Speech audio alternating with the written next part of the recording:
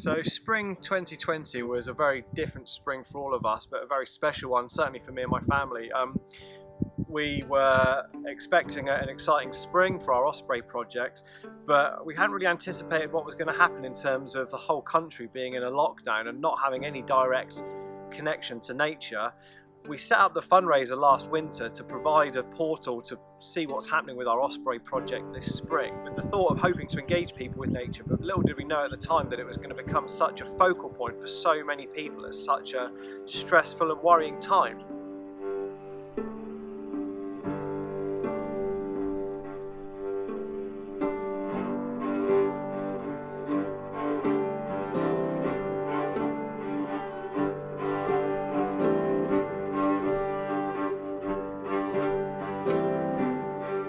It was stunning, and CJ7 really brought a warmth into our house, and it brought me and my family closer together. We watched it every morning. We watched her connection to the harbour and to the nest evolve and grow. We saw her bringing sticks, we saw her laying her eggs, and it was a magical moment for all of us to be able to experience this as a nation and as a community, to witness history being made.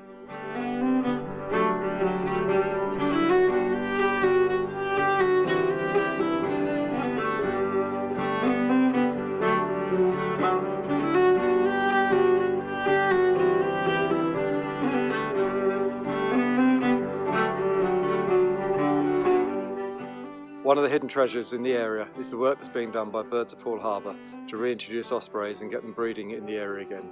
And the Osprey webcam project has proved to be a particularly inspirational part of that. It's given me some real insights into how ospreys behave, given me some genuine new perspectives on this impressive bird of prey.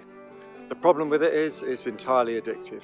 Once you've seen that glorious full colour live footage of an osprey flying in, maybe with a stick or a fish in its claws, you've seen how it lays the branch into the nest, how it makes itself comfortable, how it eats its prey, you'll want to watch it again.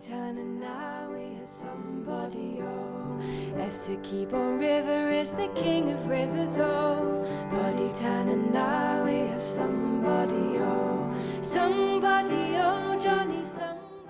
Watching the web camera this spring and seeing CJ7 embarking on the very beginnings of what we hope is going to be a long and fruitful journey for her, and sharing in the collective anticipation of that experience with thousands of other people was, quite frankly, nothing short of a sheer privilege.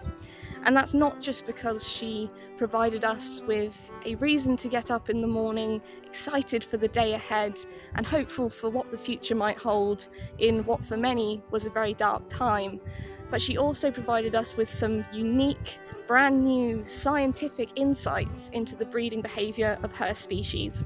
Essequibo skipper is the king of skippers, oh.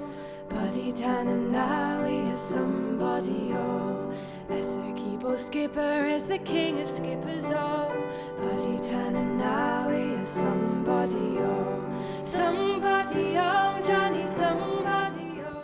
During lockdown, the live Q&As was such a great way to start my day.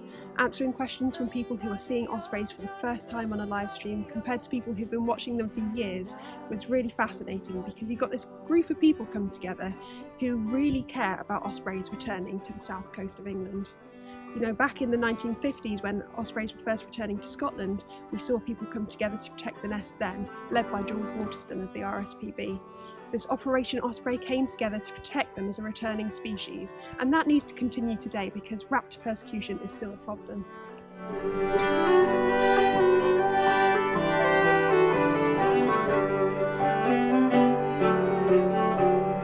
Essequibo Sallies are the queen of Sallies, oh. Body tan and now he is somebody, oh.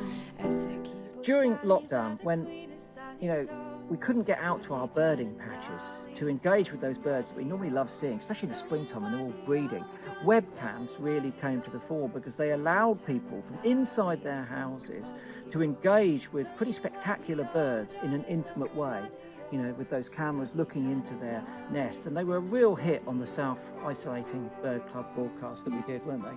We showed a lot of them, but I don't think there was any story that gripped the nation quite so much as CJ7. There haven't been breeding ospreys in the south of the UK for hundreds of years. So it's a project that's been going on for a couple years now, and we were hoping that a male would turn up. We were watching intently, weren't we, day after day. Day after day. She was building the nest, she was displaying mating behaviours, and unfortunately it wasn't to be. A male didn't show up, but she connected us to one another. Yeah. She connected us to her and provided so many benefits to our mental health during lockdown. And also, it's not such bad news because she's displaying all that fantastic behaviour that when a male does turn up, potentially next year or the year after that, then chances are it's going to be breeding ospreys. It's going to happen. And also, the other thing is that even when she gave up the nest and moved away, other birds showed up. We had nightjar churring on an osprey's nest. Tawny owl turned up as well. Tawny owl, we did. These web cameras are an absolute, lifeline in some instances, and provide enormous insight into behaviours that otherwise we could never see. They are absolutely fantastic. And next year, I can tell you one thing's for sure. The whole nation's eyes are going to be glued on that camera on CJ7's nest. It's going to happen. I can feel it.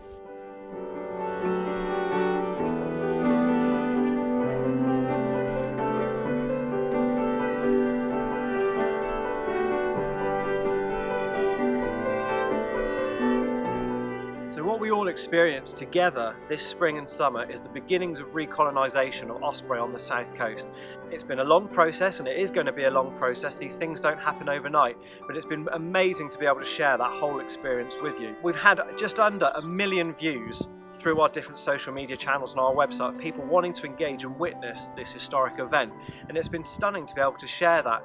We're in a strange period at the moment where we're losing species, we are losing habitats, and we are now having to work even harder than ever before to help reinstate, rejuvenate and regenerate all these different landscapes, and also by reintroductions. We're in an amazing place here on the south coast. We've got us doing osprey reintroduction, we've got our partners on the Isle of Wight doing the white-tailed sea eagles, there are beaver reintroduction plans for Dorset, you've got the white storks up at Net, and it's an exciting period. We're part of that process, so we hope that you're all ready, looking forward to next spring. We're sad to see CJ7 and our friends disappear, but it's going to be an exciting 2021 and we cannot wait.